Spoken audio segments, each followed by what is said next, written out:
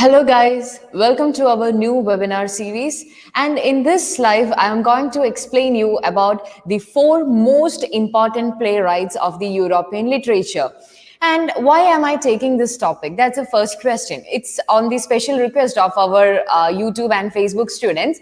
That is, in 2018, NTA released a new syllabus and they changed the name from British literature, American literature, European literature, post-colonial literature to a much wider space or to a much wider topics, that is drama, fiction, poetry, short stories and non-fiction. So basically, there is no difference between these two topics because in British literature, we have to go to all this poetry, fiction, drama, short stories, essays, and so on. And here also we have to look at it. But if you look closely and very precisely to the question patterns that came after 2018, you would get an idea about the difference that they intended. That is, after 2018, the questions are asked more precisely from the topics rather than as a whole, or rather than from the background details. So you have to learn, or you have to go through the important playwrights. And in this video, or in this live section, I am going to introduce you to the most important four writers that you should never skip while dealing with drama, and especially in European literature. So, the first dramatist or the first playwright that you have to look is Henrik Ibsen. Okay, Henrik Ibsen. Henrik Ibsen, he is a Norwegian playwright and a theater director.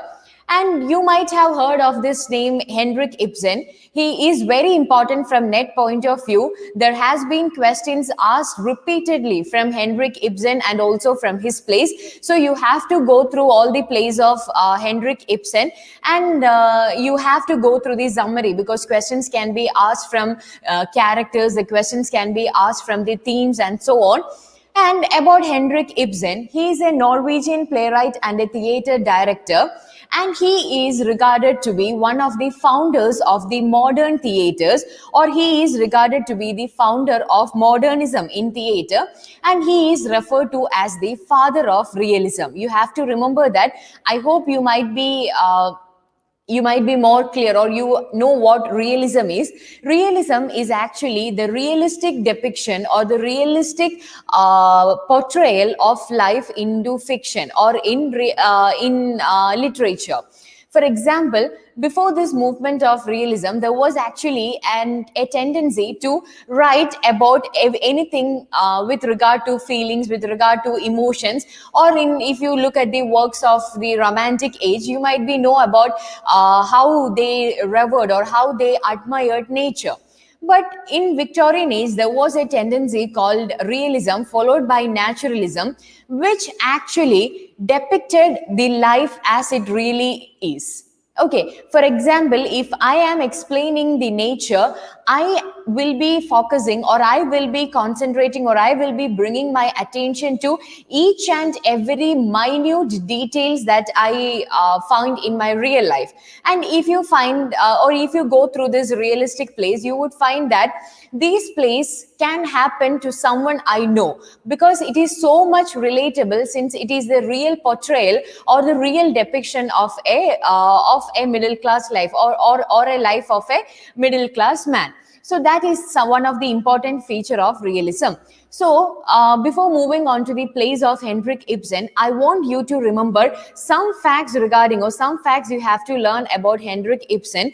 That is, he is regarded to be the father of realism, and he is also considered to be one of the founders of modernism in theater.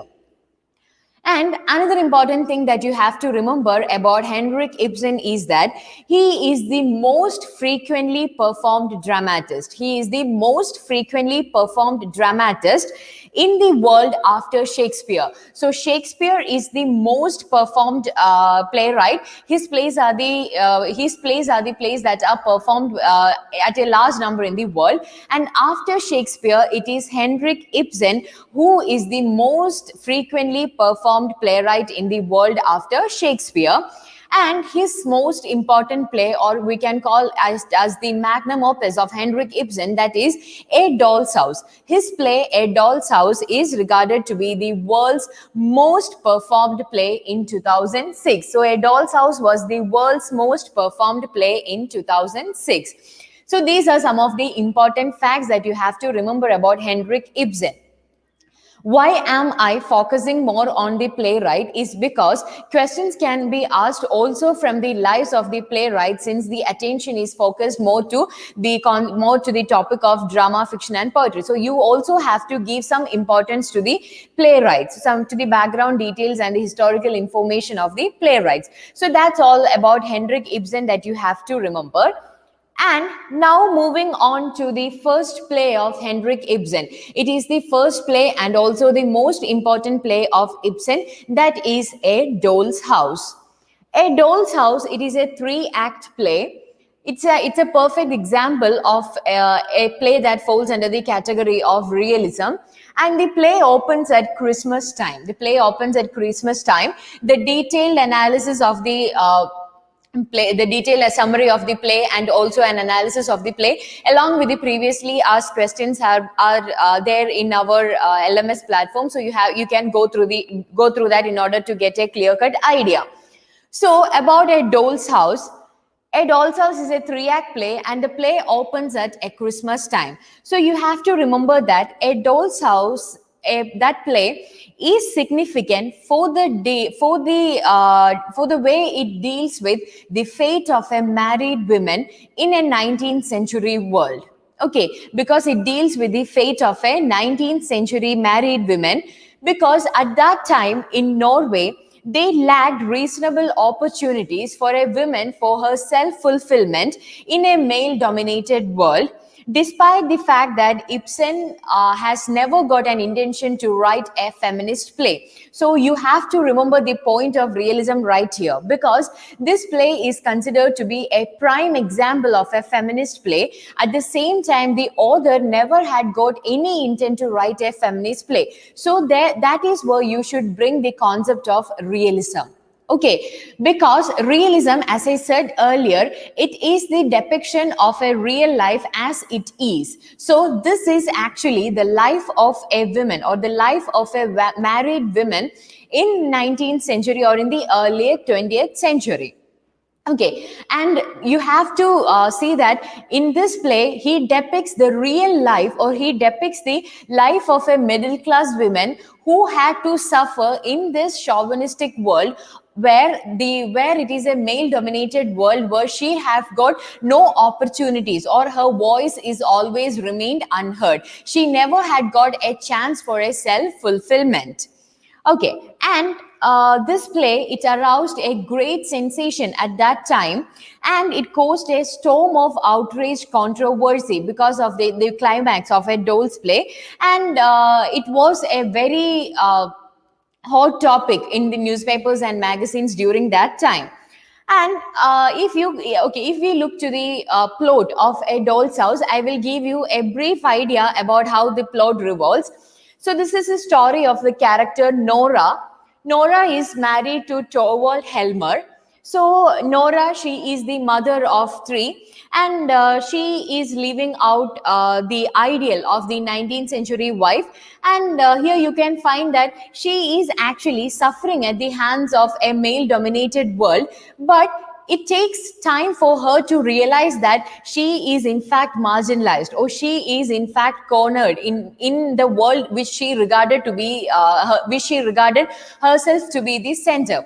So you have to remember that Nora was living the ideal life of a 19th century, or the supposed to be the ideal life of a 19th century married woman, where her husband is the one who takes all the choices for her, who takes all the decisions for her, and she is someone who finds admired, or she is someone who finds respected when her husband calls her with nicknames like Sparrow, or rabbit or pigeon, the things that has got no voices in an animal world or in a fable story. So that is what you have to remember. So this is another way in which a male dominated society explores or exerts their power over women or power over another marginalized society, where they make the lower people or the submissive people think that they are in fact regarded as mighty, or they are in fact revered as honored. Okay, so that is the difference that you could find in the world of the late 19th or the early 20th century. So that is the character of Nora, and she is married to Torvald Helmer. She is married to Helmer, and the character Helmer, he also appears to be a perfect husband and a perfect father at the beginning of the play. But when the story revolves, or when the story goes deep into the lives and the miseries of Nora, we would get to see another side or another life of Helmer, or another perspective of Helmer, who wants everything to be in his control, who never considers Nora to be a significant person, or Nora to be an independent person who is capable enough to take decisions for herself. So we have this Helmer. Helmer is Nora's husband, and he is newly promoted. He's a newly promoted bank manager. Though he professes to be enamored of his wife, his marriage actually starts, or their marriage actually starts to shatter her, or she is considering the marriage, or she is regarding, or she is viewing her marriage from another viewpoint. Then we have another character, that is Christine Linda. Christine Linda, she is Nora's old school friend. She is widowed and she is seeking employment, and she came to visit Nora in order to get some help from Helmer.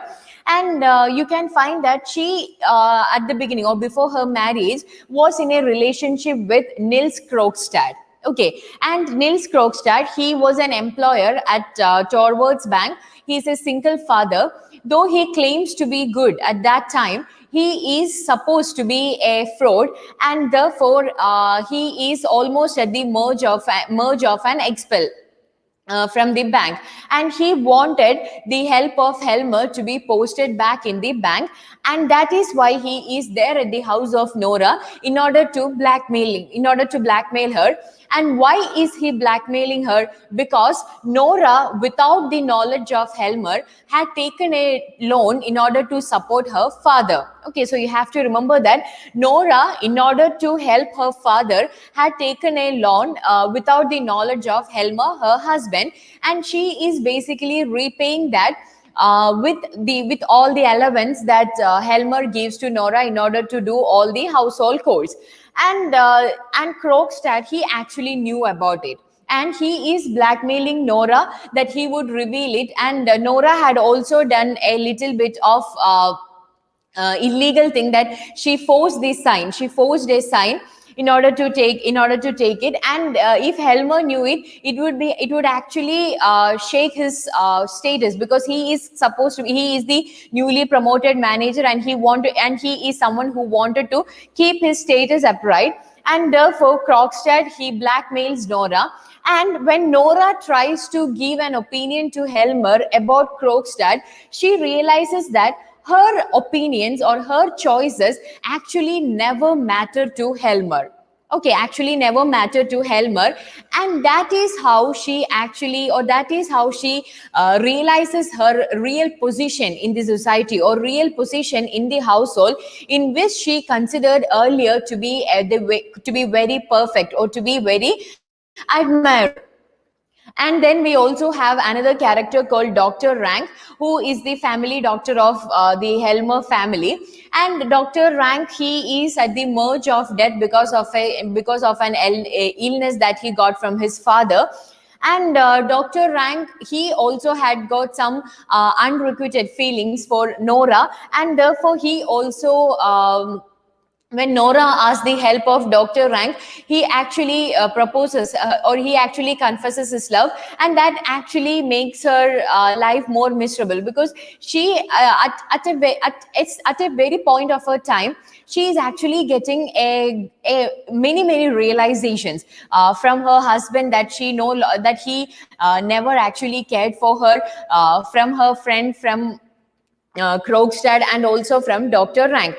And finally, when all the problems got solved, Helmer, he tried to support her, but Nora, with all her realization, she just moves out of the house, leaving her husband and her children behind. Though there is an alternative ending in which there is an alternative ending to the play, and in that ending you could find that Nora, though she get rage, so though she get furious at Helmer for not supporting her and for her late realization, he took her, or he dragged her to her children, and when seeing her children, she collapses and the curtain closes.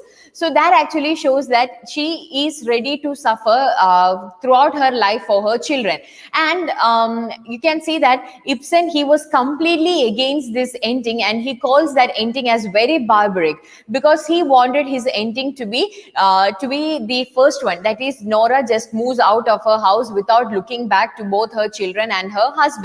Okay, so that is the story of a Doll's House. So you have to go through the story, you have to go through the characters, and you have to remember that there are only 5 or 6 characters throughout this play. So it is very easy for you to remember the characters, and you also have to go through the relationship between the characters. Everything is important in drama.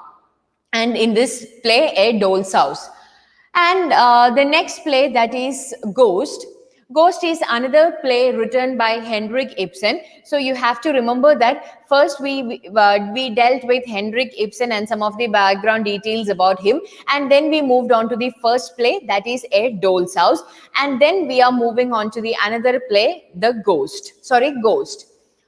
Okay, so a brief analysis of Ghost. You have to learn, you have to study, you have to give special attention to this title called Ghost. And about Ghost, this is a character. The central character is Mrs. Helen Alving. Mrs. Helen Alving, she is a widow, and her husband Alving, he was not at all a faithful husband, and he had got many illegitimate relationships. And Helen, she actually suffered throughout this relationship, just because she never wanted her son Oswald to be an orphan, and she never wanted Oswald to suffer from the society, which actually cares for the family and all. So she lived in a very pretentious married life with Alving. And after the death of Alving, she decided to start an orphanage in memorial of her husband. And about Oswald, Alving is the son of Helen Alving, and he is actually suffering from syphilis, which Helen thinks he got from his father because of his affairs. And Oswald, he actually is in love with Regina Ekstrand. So before that, you have to remember that in order to not get Oswald into the character of his father, Helen actually sends Oswald into a boarding school in order to teach him and in order to make him a perfect man. Though he is suffering from this disease, he is actually a very good character. And the thing is that Oswald is in relationship with Regina, the maid of Helen. Okay, but the problem is that Regina is actually the daughter of Alving, and this news or this illegitimate affair is known by Helen, and therefore she couldn't support the relationship between Oswald and Regina because they are step siblings. Okay, so I don't want you to get confused. Helen Alving, her son is Oswald. Oswald is in a relationship with Regina. Regina is actually the daughter or the illegitimate daughter of Alving, and therefore Oswald and Regina, both of them are step siblings. And Regina Engstrand is the daughter in the sense, is the legal daughter of Jacob Engstrand, who actually knew about his wife's affair and his wife's relationship, and also about the fatherhood of Regina. But he never cared for her, and he loved Regina as very truly, and also as the perfect daughter of, as his original daughter, or his as own daughter. And the story, it revolves around how Helen wants to build an orphanage, and Jacob is the carpenter to that orphanage. But finally, you could find that the orphanage is put into fire. Accidentally, it is put into fire, and it could never open, and she could never open it. And Jake and Regina, after knowing about her parenthood, she leaves Oswald and goes to live with Jacob, who begins an hostel in order to support Regina. So the final characters, and that is Helen and Oswald, they became they have got no other consolations, and the mother and son, they talked for hours, and Oswald asked Helen to kill him or to save him, and he wanted not to kill him, but he wanted Helen to give him morphine in order to reveal him from his pain of the disease. And the play ends with Helen thinking about it, okay, because Helen also wanted to do the same, but it actually requires some time, because after giving it, she knew that her son would no longer be alive. So at one case, she wanted her son to be alive, and so that she could support him, but at the same time, she also wanted the sufferings of her son to end, because right at that time, he lost his love. He got the realization that he was actually in love with his sister, and also he is suffering from all the pain of syphilis. So she also wanted to end the suffering of his son. So that is a story of Ghost. So you have to remember the names of the characters: Helen Alving, Oswald, Regina Engstrand, Jacob Engstrand. So there is also a Pastor Manders, who is an old friend of Helen Alving. He is someone who puts the orphanage into fire, but that comes accidentally. And anyhow, the problems got resolved. So that is a story of Ghost. And the next important play that you have to remember, written by Henrik Ibsen, is An Enemy of the People. An Enemy of the People. You don't have to go deep into the summary, but you have to remember the names and the characters. And another important thing that you have to remember about drama or about European literature is that there has been questions asked from the lines of the drama. Okay, so it is not actually possible for you to read all the plays before while preparing for you NTA NET, but you can look for the context if you know the summary of the play. So, An Enemy of the People, it concerns the actions of Dr. Thomas Stockman, who is a medical officer charged with inspecting the public baths on which the prosperity of his native town depends. He finds the water to be contaminated. When he refuses to be silenced, he is declared an enemy of the people. So this is the story of Dr. Thomas Stockman. Okay, Dr. Thomas Stockman, he is supposed to give a positive review on a public bath, okay, on public baths, and this public bath is supposed to be, or is considered to be, one of the important criteria that shows the prosperity of his native town.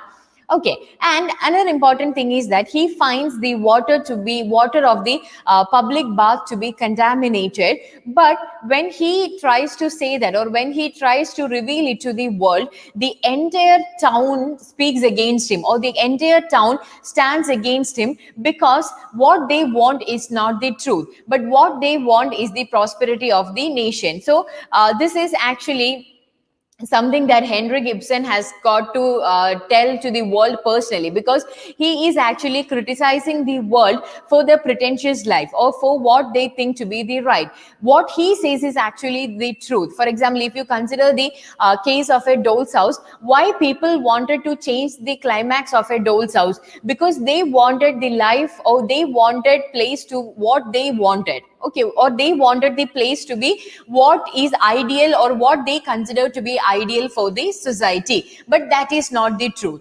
Okay, for Ibsen, Nora moving out of the world or moving out of what is supposed to be her ideal home is the perfect decision for her. Okay, because that decision came from a realization from her part.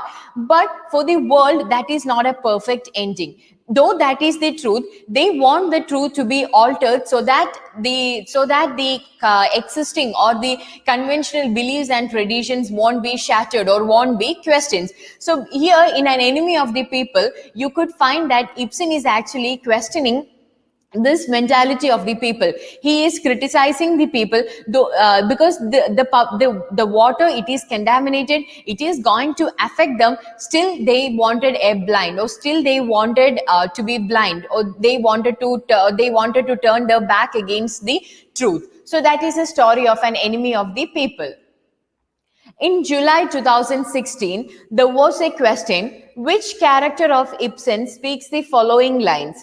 The life of a normally constituted idea is generally about 17 or 18 years, at the most 20. And what does that line mean? The life of a normally constituted idea is generally about 17 or 18 years, at the most 20. That means any idea which is believed to be true, or any idea which is believed to be perfect by the society, has got a lifespan of maximum 17 or 18 years, or if it goes to an extent, that is 20 years. And after that, a new idea will emerge, or someone will come to criticize these existing ideas.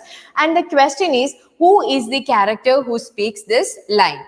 As I said earlier, it won't be that easy for you to figure out, or you to by heart all the lines that comes in the play, but you can think about the context. Okay, so here we know the character. So we know the character, that is Dr. Thomas Stockman. He is basically making it clear that though he might oppose it, or though he might speaks in support of the public baths and the contaminated water, there might be someone who will come later in order to show that what he told was a lie, or what he told was to save himself. So the thing is, so who said the character? And the character is Dr. Thomas Stockman in An Enemy of the People. Okay, so though a Doll's House, Rosmersholm and Ghost, all of them are Ibsen's characters, you have to remember the line, and you also have to go in search of the context, and that would give you a probability among the options. So the answer is option 2, that is Dr. Thomas Stockman in An Enemy of the People. Moving on to the next play written by Henrik Ibsen. So this is another important play which is very important, that is Hedda Gabler. Hedda Gabler. Hedda Gabler, it is a story of Hedda Tesman and George Tesman, another pair. So Hedda Tesman, she is the main character. She is newly married, and actually from her part, she got married just because she thought that her life in her 20s is going to end, or her free life will end soon. She never wanted to marry. She is someone who wanted to live the life to its fullest. She wanted to enjoy her freedom. She wanted to enjoy her principles and ideologies. She never wanted to share anything with others. And you could find that she is extremely bored with her married life and also her life. Okay, not just her life, not just her married life, but she is also bored with her life, and she is seeking to influence a human for the first time. Okay, because she wanted to be the perfect person for someone, and she is trying to influence a human fate for the first time. And she is the daughter of an aristocrat, and she believes she is an aristocrat, but still she has got no funds to support her. So she actually shows the fall of an aristocracy. So that is Hedda Tesman, and she is married to George Tesman. Okay, she is married to George Tesman. And about George Tesman is Hedda's husband. He is an academic who is extremely interested in writing books and in his research. And even while going for honeymoon with his wife, he was concentrated in honeymoon. Though he declares his love for his wife, though he loves his wife, his attention is more towards his research and his academic purposes. And that is about George Testman. And George is considered to be a very perfect or a very disciplined man. And you can find that when the play comes to an end, it is George who takes responsibility for the actions of Hedda. And then we have got another character, that is Elliot Lovborg. Okay, that is Elliot Lovborg. And before that, Juliana Tessman. Juliana Tessman is the loving aunt of George. And Juliana, she is considered to be a perfect character who wanted everything to be happy for Hedda and George. And she wanted Hedda to get pregnant and give a child to George, so that her boring life would have another turn. And then we have got another character, that is Thea Elstad. So about Thea is actually a young schoolmate of Hedda and also a former acquaintance of George. And she is very nervous and a very shy character. And she is also unhappy in her marriage. And you could find another character, that is Eilert Lovborg. Eilert Lovborg is another important character. And about Eilert Lovborg, he is George's former colleague. He is George's former colleague, and who is actually now competing with George in order for a position at the university that George looks for. And therefore, he can be considered as a rival of George. And Eliot, he actually published a book, and it was a very great success. And therefore, George considered him to be a perfect rival for him. And he has got no reputation in the society, because he actually spends money very lavishly in brothels and also on depravity. So he's actually spending it. And Hedda and George, both of them, they invite Eilert in order to have a discussion about this post.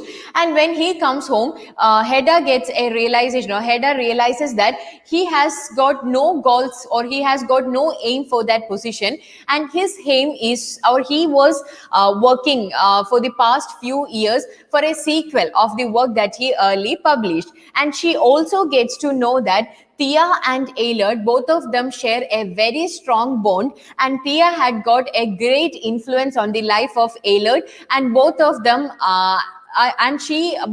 published the work together, though there was no name of Thea.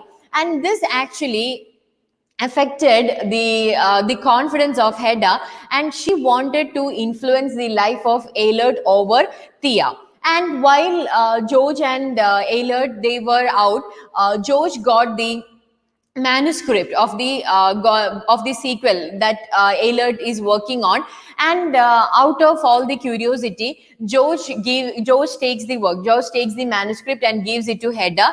And right now, it is Hedda's, that the manuscript is in Hedda's possession. And when Eilert comes to Hedda to talk about it, and Hedda speaks about the missing manuscript, she never reveals that it is in her hand. And that is where she realizes that Thea also has got a part in writing this sequel.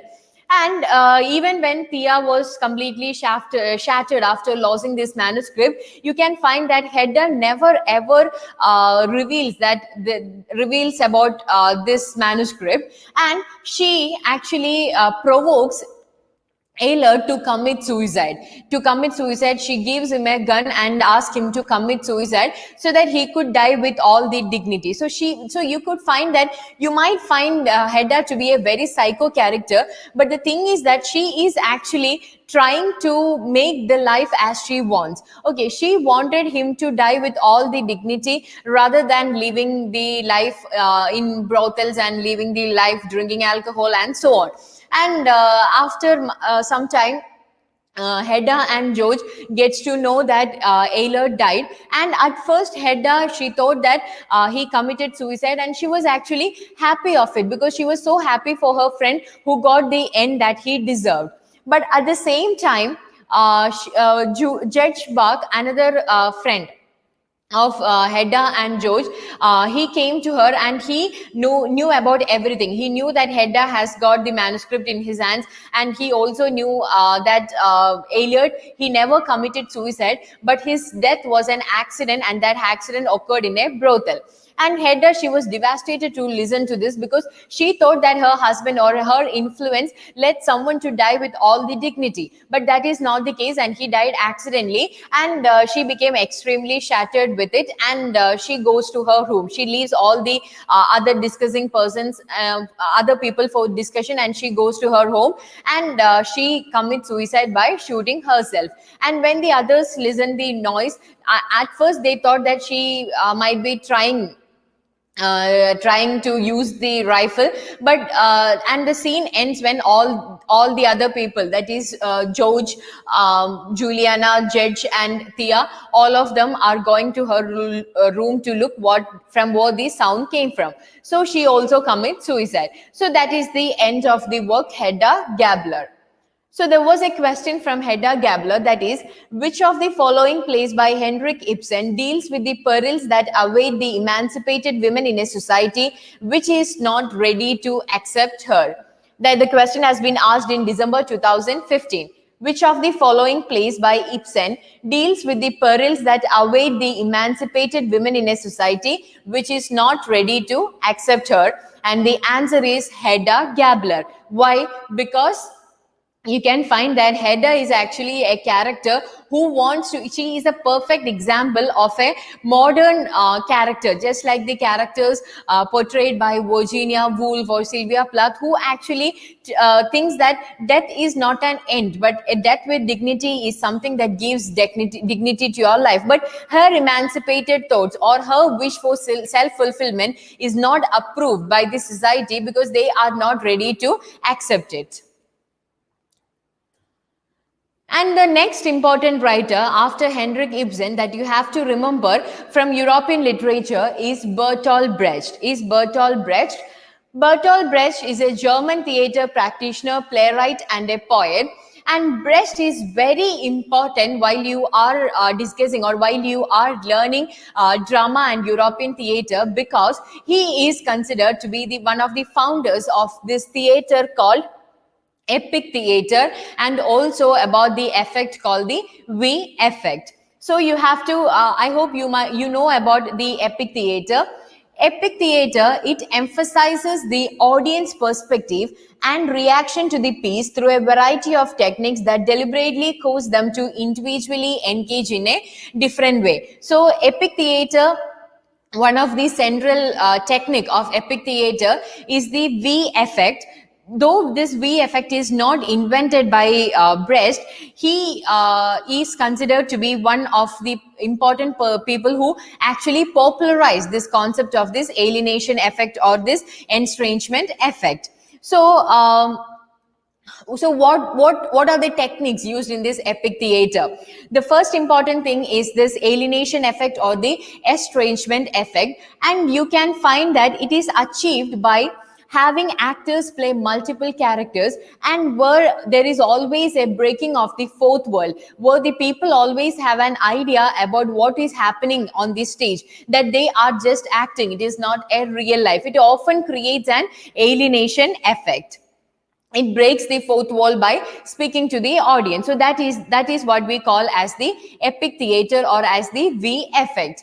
Another important thing or another important technique used in the epic theater that I want you to remember is the historization. Historization is also employed in order to draw connections from a historical event to a similar current event. Okay, so they often take a plot from history in order to compare it with what is happening at the present scenario.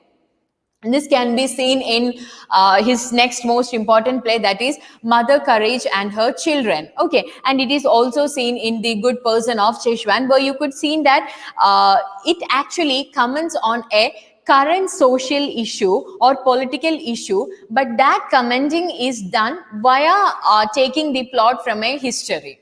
So the first important play of Bertolt Brecht, that is Mother Courage and Her Children. So Brecht wrote in resistance to the rise of fascism and Nazism. That is the current scenario that he took, or that he wanted to comment on or criticize fascism and Nazism. And this is written in response to the invasion of Poland by the German armies of Adolf Hitler in 1939. So I want you to give special attention to the background detail and the context or the historical setting of the play. This is in response to the invasion of Poland by the German armies of Adolf Hitler in 1939. And this is an example of Brecht's concept of epic theater and also about V effect.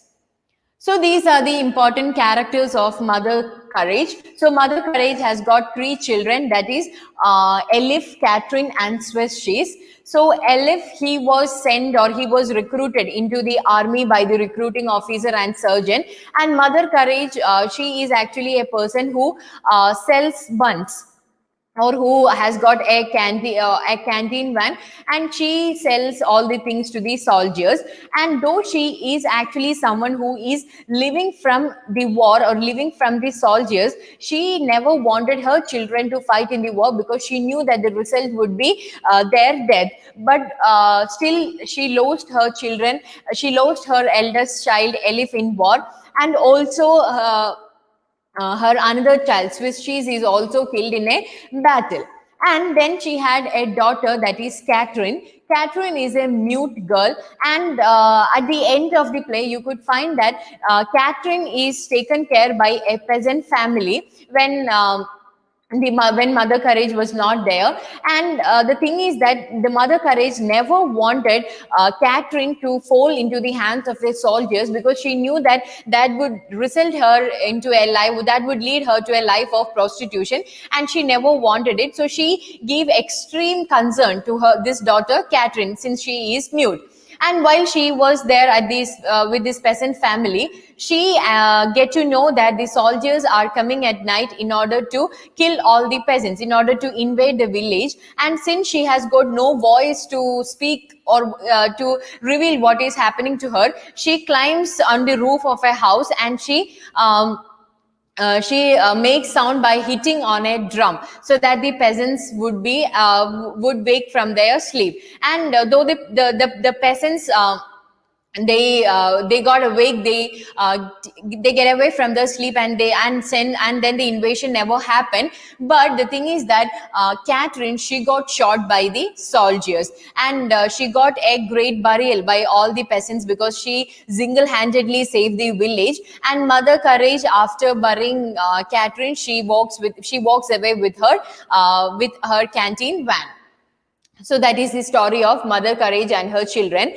There was a question previously asked from Mother Courage in 2018, that is Bertolt Brecht, Mother Courage and Her Children, presents the war-torn Europe as its protagonist as she follows troops with her canteen wagon. What is the real name of Mother Courage? She is known as Mother Courage, ironically, because you could find that even in the end, she is not giving away anything. She is taking her canteen wagon and she is moving on. She is moving on even after she lost all her children. So that the name Mother Courage is actually an ironic name for her. So what is the real name of Mother Courage? As I said earlier, Mother Courage is also known as Canteen Anna. Because of her one, she is also known as Canteen Anna, and her real name is Anna Fearling. Anna Fearling. So these are some of the other plays written by Bertolt Brecht. So you have to give special focus to Mother Courage and Her Children. And there are also some other important plays, Life of Galileo, The Caucasian Chalk Circle, The Resistible Rise of Arturo Yu. So these are some of the other important plays of Bertolt Brecht. Moving on to the next important European writer, who is an Italian dramatist and a short story writer, that is Luigi Pirandello. Luigi Pirandello. And he is important because he was awarded the Nobel Prize in Literature in 1934. And the quote was, his almost magical power to turn psychological analysis into good theater. If you have read or if you have gone through the plays of Luigi Pirandello, you would get an idea about how deep his plays are or how modern his plays are. Okay. So his most important play is a Six Characters in Search of an Author, and this play can be considered as a perfect example for the forerunner of the absurd theater, because you wouldn't get an idea about what is actually happening in this play. So Six Characters in Search of an Author, and you have to give very detailed attention to this play, because there has been many questions asked from Six Characters in Search of an Author. And about Six Characters in also, okay, so this play, an acting company, it prepares to rehearse the play, mixing it up by Luigi Pirandello, and they are unexpectedly interrupted by the arrival of six strange people. Okay, so we have got an acting company, and they are playing a play, they are practicing a play written by Luigi Pirandello, but they are interrupted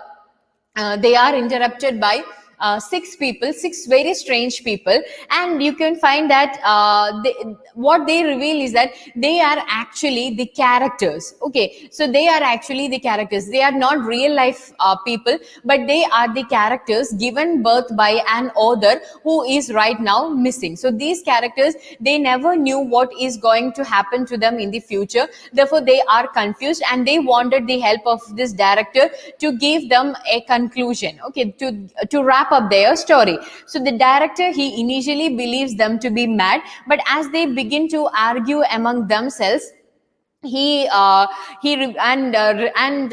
started to reveal the details of the story. He begins to listen to them.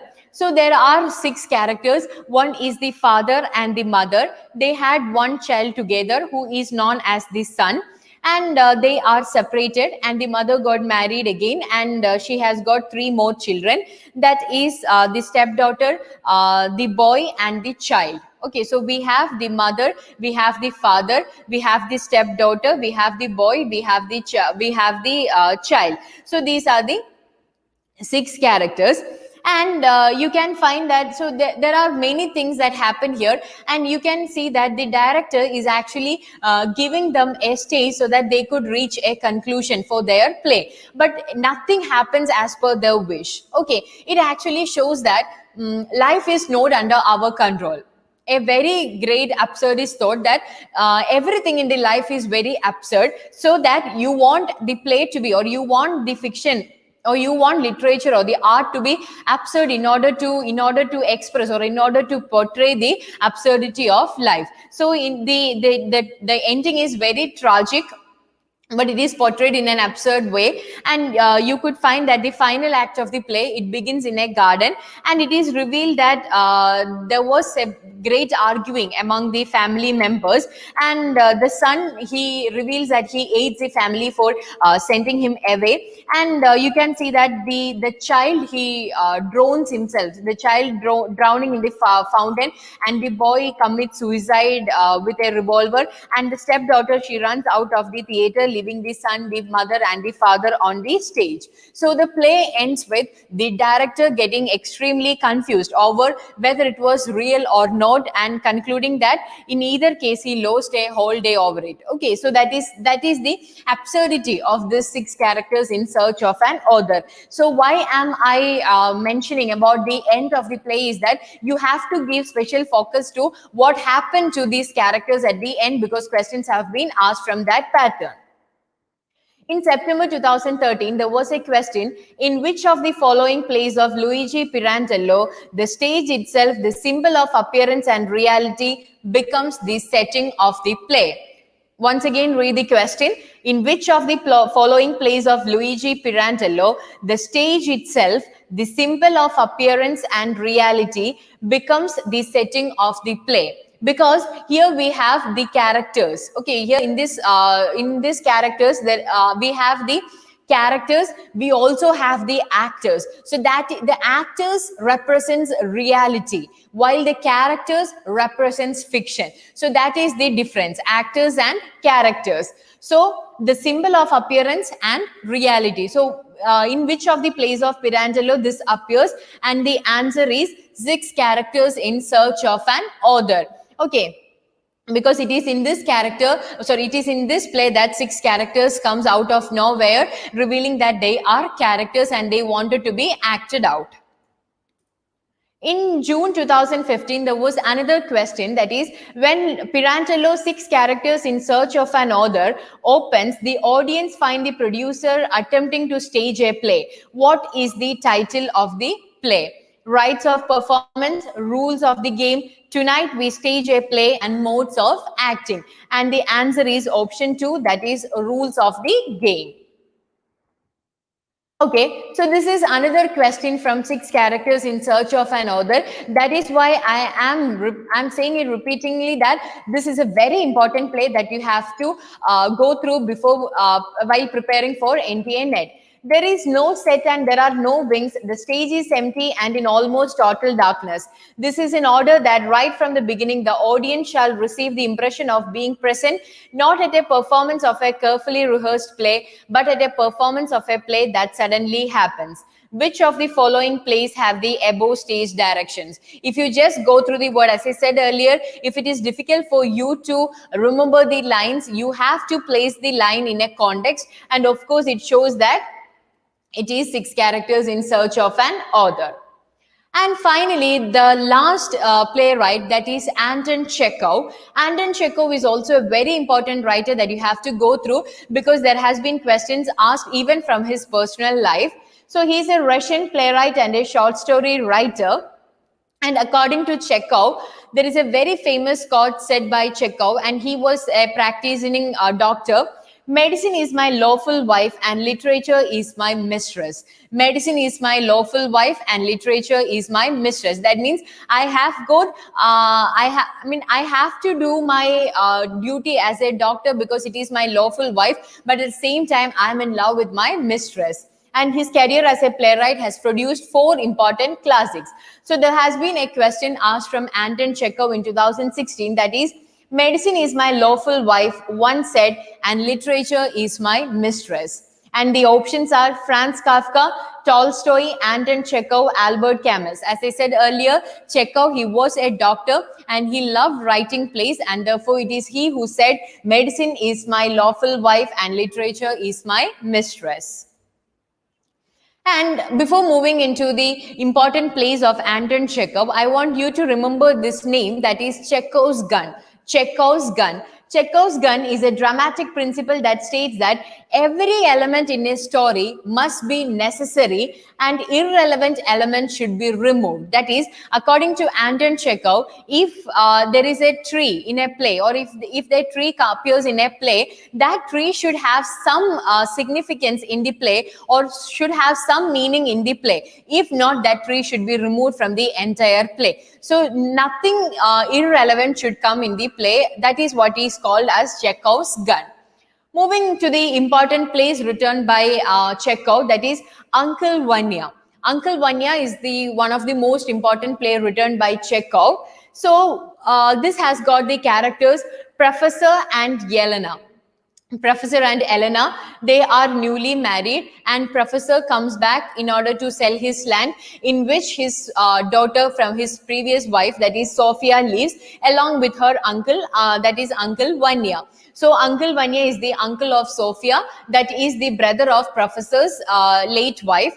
And Uncle Vanya and Dr. Astrov, they live in this estate. And they immediately falls in love with, not falls in love with, but they falls in the spell of Yelena, and both them wanted to sell this estate and they wanted to stop it. So here you can find that Sophia, she has got an attraction to Astro, while Astro is in love with Elena. So there is a love triangle that happens here. And towards the end, you could find that Professor and Yelena, they goes back to from where they came from, and Sophia lives happily with her uncle, that is Uncle Vanya.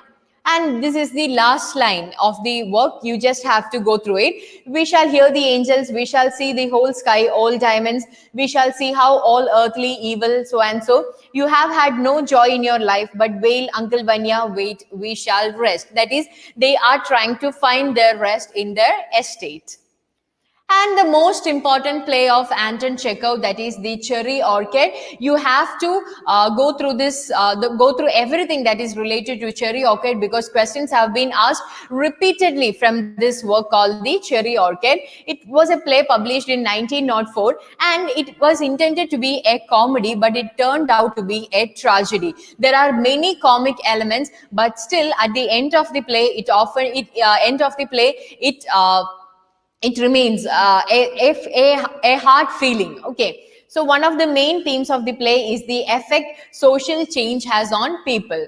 So I just go through this. I'm just giving you an introduction to the play, but you have to go deep into it. The detailed summary and analysis are provided in the online platform, so you can go through it. Madame Ranavskia, who has spent 5 years in Paris to escape grief over her young son's death, returns to her home in Russia ridden with debt. She is obliged to decide how to dispose of her family's estate with its beautiful and famous Cherry Orchid. So the coarse but wealthy merchant Ermolai Lopapkin suggests that Ranavskia develop the land on which the orchid sits. Eventually, he purchases the estate and proceeds with his plans for a housing development. As the unhappy Ranavskias leave the estate, the sound of the saws can be heard in the orchid. That means the Cherry Orchid is being cutting down. So there is a question, what illusion does Lyuba Ranevsky in Anton Chekhov's play The Cherry Orchid have as she looks at the orchid? She sees it gleaming with a bluish aura. She sees her dead mother walking through the orchid. She sees it full of ripe fruits. She sees her childhood friends playing in the orchid. So you have to remember that though she wanted to sell that orchid, she has got all these nostalgic feelings from that orchid. It is not just her. Everyone who lives in this orchid has got that hard feelings at their departure. So what is the illusion that she gets? And the answer is she sees her dead mother walking through the orchid, because that is something that she got as hereditary from her mother, from her parents, and therefore she finds that all her ancestors are living in that orchid. There was another question, who among the following characters of the Cherry Orchid dies in the final scene? And the answer is Furs. Furs is actually an 84-year-old man, a maid who lived in this Cherry Orchid. He's a very eccentric character, and you could find that when the Cherry Orchid is being cutting down, that marks the end of Furs, who spent all his life in that Cherry Orchid. So the answer is option 2. So that is all about, that is all in today's life. So here we discussed about the 4 important playwrights in European literature that comes, that are actually very important. It's very important in the sense you can't skip any of these writers, so you have to go through them. You have to go through all the important plays written by them. So these are the most important writers of the European literature. So we have dealt with Henrik Ibsen, Berthold Bresch, Anton Chekhov, and Luigi Pirandello. You also have to go through all their works, all their important works. If possible, also go through the important quotes of the play. So as far as you know, NTA has not released any notifications of the upcoming exams, but as I'm just suggesting you that you shouldn't stop practicing, you shouldn't stop learning, because as you all know, English is a very vast subject, so you have to go through hundreds and thousands of such works, and no time would be sufficient enough for you to complete the syllabus of NTA NET for English. So you have to start preparing, you have to start practicing, you have to take the syllabus, and you have to go through all the topics again and again, because after the change in the syllabus, the questions have become extremely unpredictable. Okay, but these are some of the important writers that you should never skip. So that is all about today's life. Thank you.